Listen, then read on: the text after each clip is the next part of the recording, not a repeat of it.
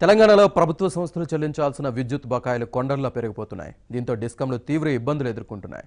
బకాయిలకు సంబంధించి ఇప్పుడు file CM దగ్గరకు చేరింది.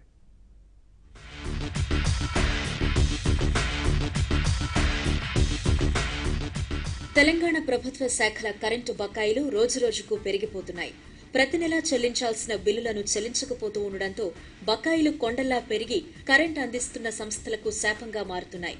వివిధ ప్రభుత్వ శాఖలు చెల్లించాల్సిన బకాయిలు ప్రస్తుతం 5,970 కోట్లకు చేరాయి. 2017లో ఇవి 3,549 కోట్లుండగా 2018లో 5,125 కోట్లకు చేరాయి. ఇందులో పంచాయతీలు చెల్లించాల్సినవే 2,500 కోట్లున్నాయి. ఎత్తిపోతల పథకాలకు సంబంధించినవి మరో 2,500 కోట్లున్నాయి. మిగతావి ఇతర శాఖలు చెల్లించాల్సి ఉంది. బకాయిల పట్ల నిక్కచ్చిగా ఉండాలని ముఖ్యమంత్రి కేసీఆర్ పలుమార్లు చెప్పారు.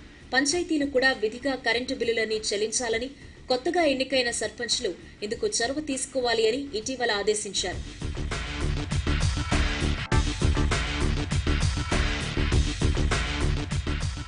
మరోవైపు బాకీలు వసూలు కాకపోవడంతో కరెంటు కొనుగోళ్లకు చెల్లింపులు కూడా చేయలేక డిస్కంలు తీవ్ర ఇబ్బందులు ఎదుర్కొంటున్నాయి. ఛార్జీల హేతుబద్దీకరణకు ప్రభుత్వం అంగీకరించకపోవడం, అడిగిన సబ్సిడీ విడుదల చేయడానికి కూడా విముఖత చూపుతూ ఉండడంతో ఆర్థిక సంక్షోభంలో కొట్టుమిట్టాడుతున్నాయి. ఇటీవల ఎన్టీపీసీ కూడా తెలంగాణకు కరెంటు సరఫరాను నిలిపివేస్తామని హెచ్చరికలు చేసింది. కానీ ఆ తర్వాత వెనక్కి తగ్గింది. మరోవైపు సోలార్ విద్యుదుత్పాదక సంస్థలు 6 నెలలుగా బకాయిల కోసం అధికారుల చుట్టూ తిరుగుతున్నాయి. మొత్తంగా డిస్కంలు కరెంటు ఛార్జీల రూపేణా వివిధ సంస్థలకు చెల్లించాల్సిన బకాయిలు 7,350 కోట్ల దాకా ఉన్నాయి. అయితే ప్రభుత్వ శాఖలు చెల్లించాల్సిన బకాయిలు చెల్లిస్తే డిస్కంలు కష్టాల్లో నుంచి బయటపడే అవకాశం ఉంది.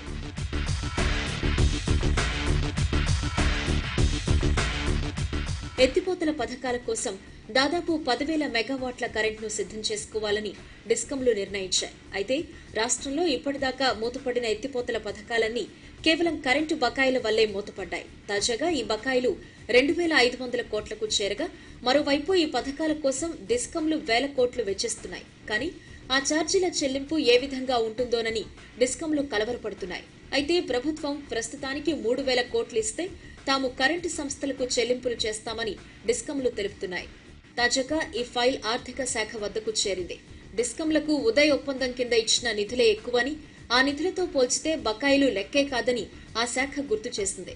ఉన్నత స్థాయిలో పలు సమావేశాలు జరిగినా పైసా కూడా అదనంగా విధించడానికి ఆర్థిక శాఖ సుముఖత వ్యక్తం చేయలేదు. దాంతో ఏం చేయాలో పాలుపోని పరిస్థితిలో డిస్కంలున్నాయి. మరోవైపు 4.5 ఏళ్లలో ఉద్యోగుల జీతాలు ఏకంగా 62% పెరిగాయి. దీంతో ఏటా 1,000 కోట్లకు పైగా ఉద్యోగుల జీతాలకు అదనంగా చెల్లించాల్సి వస్తోంది. ఈ నేపథ్యంలో సీఎం కేసీఆర్ జోక్యం చేసుకుంటేనే డిస్కంలు గట్టెక్కుతాయన్న అభిప్రాయం వ్యక్తమవుతోంది.